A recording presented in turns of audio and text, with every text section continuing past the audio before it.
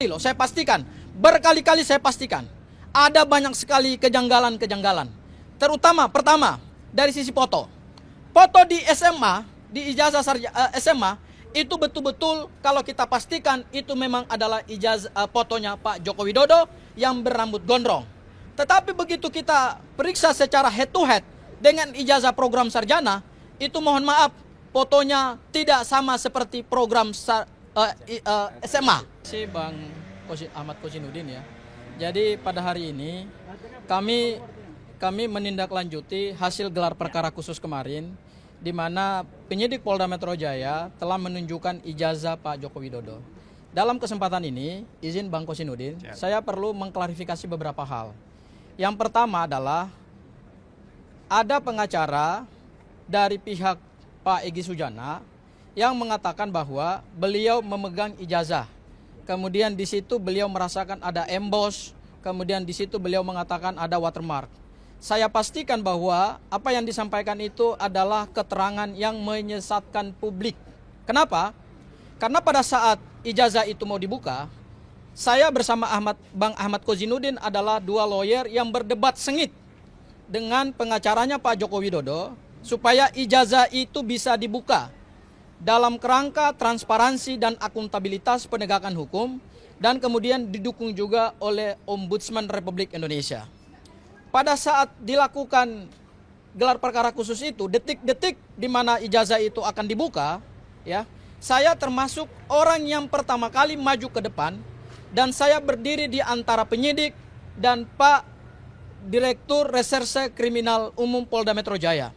Dan saya menyaksikan dengan mata saya sendiri detik-detik di mana ijazah tersebut digunting dari segel yang sudah disegel oleh penyidik Polda Metro Jaya, dan ijazah tersebut diperintahkan, diberikan arahan oleh penyidik Polda Metro Jaya, tidak boleh dirabah, tidak boleh dipegang, tidak boleh disentuh. Sehingga saya hanya melihat itu dari jarak yang sangat-sangat dekat. Tetapi karena ada arahan dari penyidik Polda Metro Jaya supaya ijazah tersebut tidak dipegang, maka saya juga tidak memegang ijazah tersebut.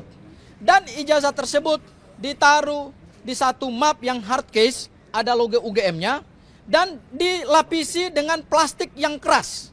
Jadi kalau ada pernyataan dari pengacara Pak Egy Sujana mengatakan bahwa beliau menyelonong, jarinya masuk, saya pastikan itu keterangan yang menyesatkan publik.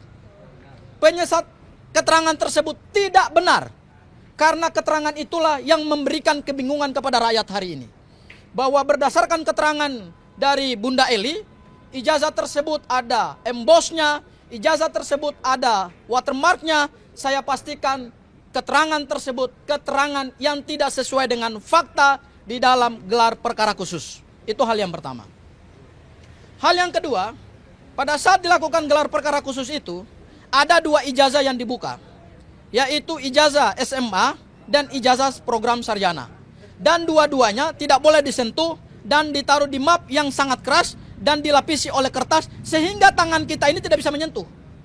Ya, ijazah tersebut saya pandang secara dekat berkali-kali, bukan hanya satu kali loh, saya pastikan, berkali-kali saya pastikan.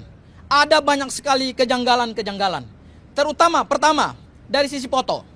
Foto di SMA, di ijazah SMA, itu betul-betul kalau kita pastikan itu memang adalah ijazah fotonya Pak Joko Widodo yang berambut gondrong.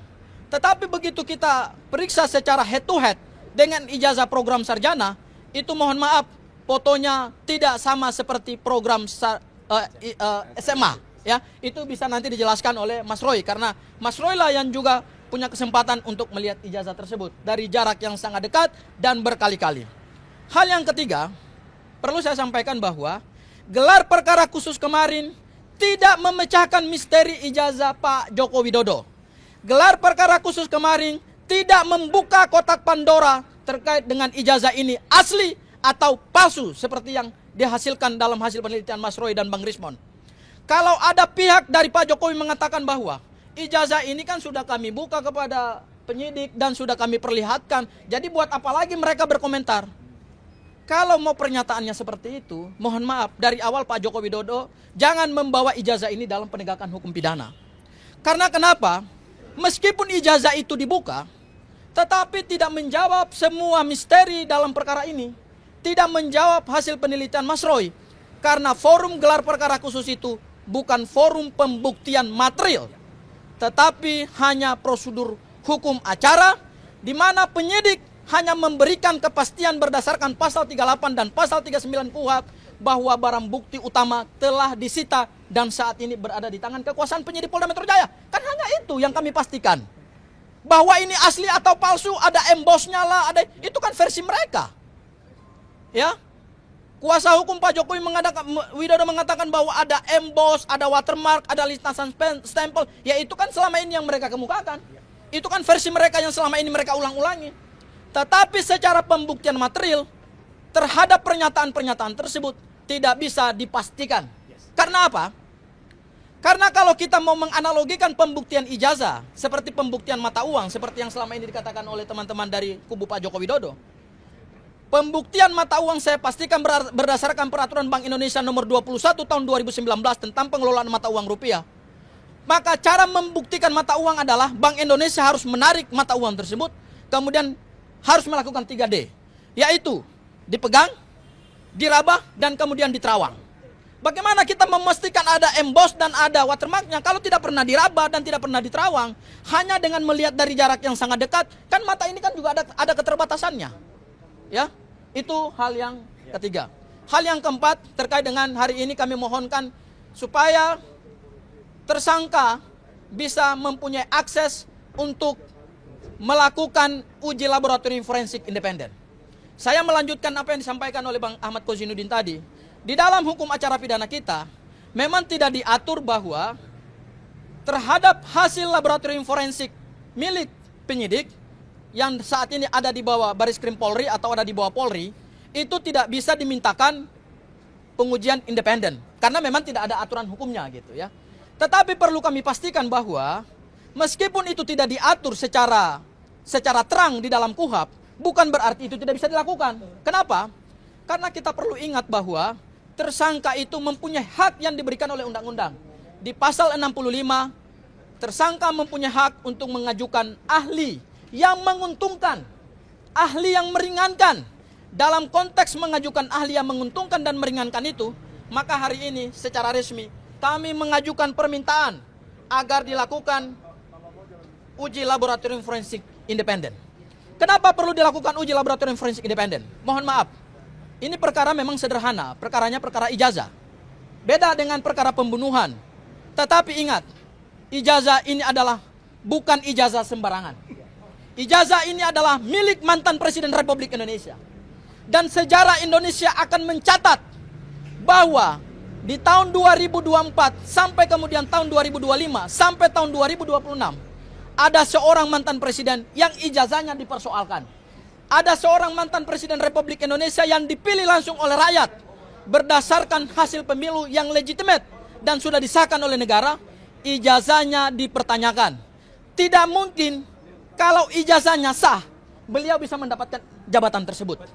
Tetapi karena ijazahnya dipertanyakan hari ini, maka tentu punya dampak konstitusional dan punya dampak demokrasi dan politik terhadap keberlangsungan bangsa kita ke depan. Oleh karena itu, untuk memberikan kepastian hukum, memberikan kepastian politik, dan kepastian bagi perjalanan demokrasi bangsa kita ke depan, maka perlakuan terhadap ijazah ini tidak bisa main-main. Ya, oleh karena itu, kami meminta penyidik Polda Metro Jaya untuk memberikan akses kepada ahli kami. Setidak-tidaknya hari ini kami mengajukan 2 lembaga laboratorium forensik independen seperti yang sudah disampaikan oleh Bang Ahmad Kozinuddin tadi, yaitu dari Universitas Indonesia dan kemudian dari BRIN, Badan Riset dan Inovasi Nasional. Kenapa kami ingin mengajukan itu? Ada 3 alasan. Yang pertama adalah ini demi kekuatan pembuktian yang berimbang. Tersangka mempunyai hak untuk mendapatkan satu kekuatan pembuktian yang berimbang. Kalau ini dilakukan secara independen oleh lembaga atau oleh laboratorium independen, maka terhadap misteri ijazah Pak Joko Widodo bisa terpecahkan. Kemudian yang kedua, kemungkinan saja begitu kita mendapatkan hasil dari laboratorium forensik independen, akan ada indikasi-indikasi baru. Terhadap indikasi-indikasi baru dan terhadap fakta-fakta baru itu, meskipun sudah ada punya Polda Metro Jaya, tidak ada masalah. Semua akan diuji di dalam proses persidangan. bukan berarti kami mengajukan laboratorium forensik independen untuk menegasikan dan untuk menghilangkan hasil laboratorium forensik dari Polda Metro Jaya. Tidak. Biarkan saja, tetap itu seperti adanya. Hasil mereka adalah independen, identik. Tetapi kami ingin mengajukan yang baru supaya kemudian ada perimbangan pada saat nanti dalam proses persidangan hakim bisa memutuskan mana yang benar dan mana yang salah. Seperti itu ya Mas Roy ya. Barangkali itu dari saya. Saya persilakan buat teman-teman yang lain yang ingin memberikan pernyataan.